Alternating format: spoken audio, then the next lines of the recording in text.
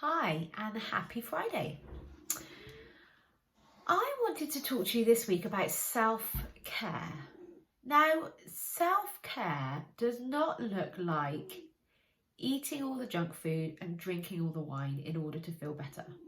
That actually isn't caring for our body.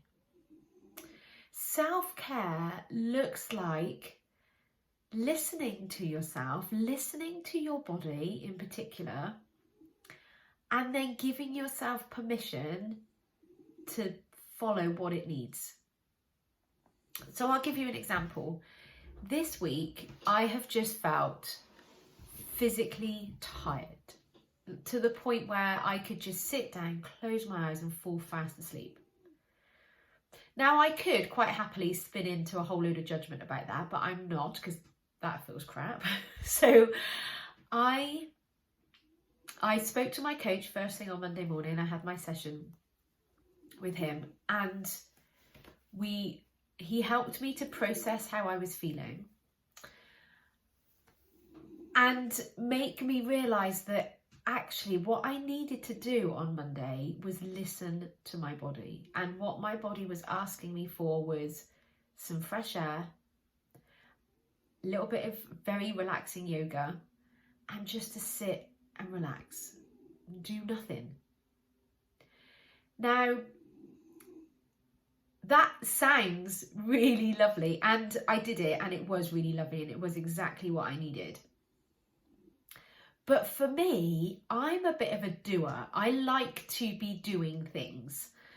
And especially when you're building a business, for any of you that have your own business or you're passionate about your job or whatever you're trying to create, we sort of get into this cycle of having to do more.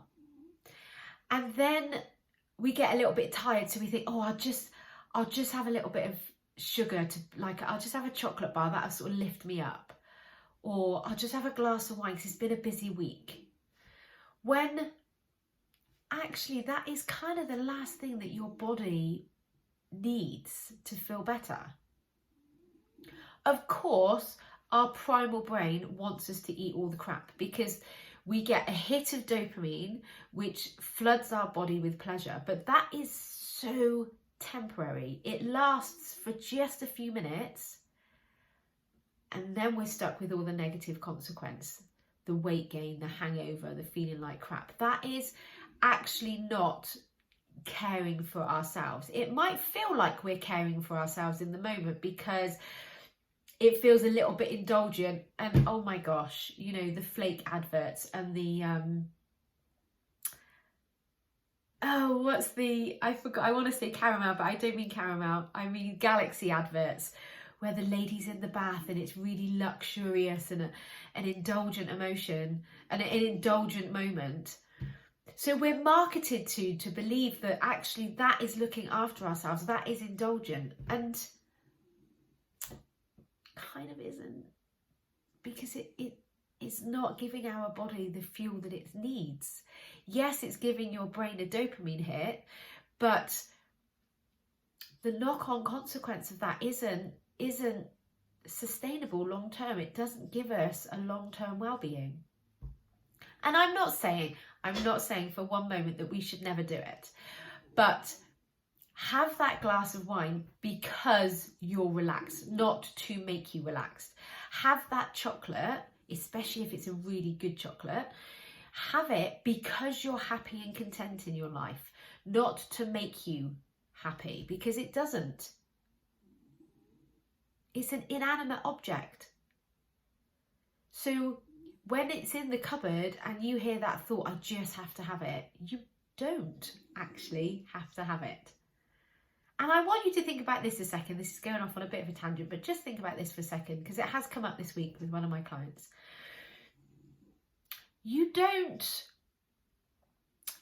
go to the cupboard and crave the tin of tomatoes. You don't go to the cupboard and crave the dried pasta. They are food, just like the chocolate or the biscuit or the cake or the fizzy drink or the glass of wine or whatever it is for you. You don't crave all of that other stuff. So it's not the food. Think about this. It's not the food creating that craving, that urge. Your mind is doing that. Your primal brain is doing that because it wants the dopamine hit. Of course, it's going to tell you it's a treat. Of course, it's going to tell you it's a reward. Of course, it's going to tell you it'll make you feel better. You just want it. But that is not actual true self-care. It's the opposite. It's going for a false pleasure rather than listening to your body and hearing what true pleasure it needs. And I think one of the most amazing things is getting outside in the fresh air, breathing, especially at the moment when you breathe in that fresh, cold air. It feels clearing, it feels cleansing. When you look around you and you connect with nature, when you speak to your neighbour and you connect with another human being, or you actually are fully present in your conversation with your child or your partner, that is a true connection. And you will get a dopamine hit from that. But at the moment, we're so numbed to those little dopamine hits because of the dopamine hits we're getting from the false pleasure, we're not experiencing those little subtle dopamine hits. But if we take away the false pleasure and we connect to what is true, then you get the dopamine hits from that. And that is more sustainable. That is going to gain a momentum and build a massive amount of well-being in your future. And sometimes taking a step back and listening to what your body needs, like what it truly needs, not what your primal brain's screaming at you for, is the biggest gift that we can give ourselves. Even if it's 10 minutes. Just to sit and relax. We can create that relaxed feeling in our body. We don't need anything external to do that. And for those of you that sit there and go, oh no, I can't sit still, that is a thought. That is not a fact. Sitting still is the easiest thing for your body to do. So I can't sit still is not true.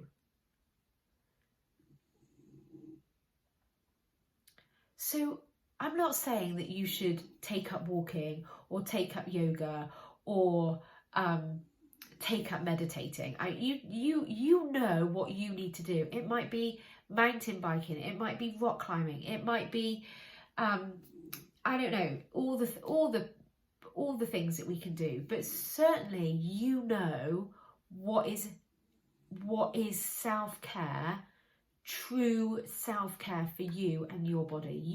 You know that for you. You're just not listening to it at the moment because your primal brain is in charge. I would like to offer that we put you in charge, let your primal brain sit in the back and you decide where you're going to go. So self-care is not selfish. So many people, I think, as well, think that, oh, looking after myself first is selfish. I need to make sure everybody else is happy. I need to make sure everybody else is healthy. But when you're trying to manipulate everybody else to be happy, I know that manipulation's with good intention, but you are trying to manipulate everybody else to be happy so that you get to feel happy. First of all, it's not their job to make you feel happy, but that's a different topic. But you just then get exhausted. You can't actually make other people happy, so then you get exhausted. Now you're not available for anybody because you're knackered and you're miserable and you're stressed. That is not helping your family or your work colleagues or your clients. So actually, when you take that half a day, 10 minutes in your day if you need to give yourself what you need, then you are more available. You have more energy. You are more available to give to everybody else. So actually, self-care is about creating the best version of you for other people to deal with. Because when you look after yourself first, then you're refueled.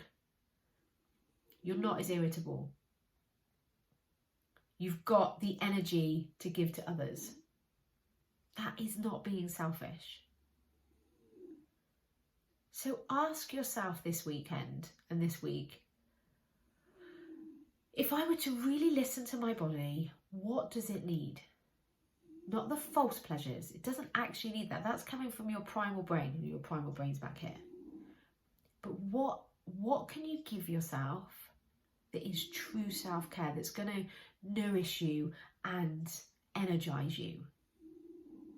And you know what that is for you. You're just not listening to that. Or if you are listening to it, you're then ignoring it and not following it through. Have an amazing week, and I'll speak to you all again soon. Bye.